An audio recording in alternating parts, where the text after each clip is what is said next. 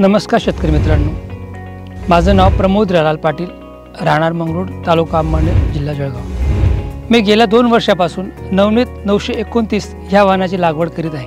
पण या वाहनाचं वैशिष्ट्य जर बघितलं आपण तर हा लवकरच येणारा वाहन आहे। या वाहनाचा फायदा असा की दिवाळीच्या आत या वाहनाचे उत्पन्न घरात येऊन जातं, त्यामुळे दुसरं पीक घेण्याकरता आपल्याला लवकर जमीन खाली होते।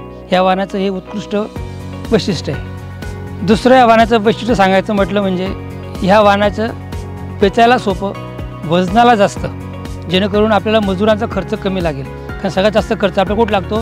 मजुरांवरती, आणि जास्त लवकर वेचले गेले तर मजुरांचा खर्च हा कमी लागतो। म्हणून हा वाहन वजनाला आणि वेचायला सगळ्यात सोपा वाहन आहे। जसे आपण इतर वाहन बघतो, इतर वाहनांमध्ये गळफांद्या हे जास्त असतात आणि गळफांद्यामुळे झाडांची दाटी होऊन जाते। दाटी झाली तर रोगराई जास्त पडते।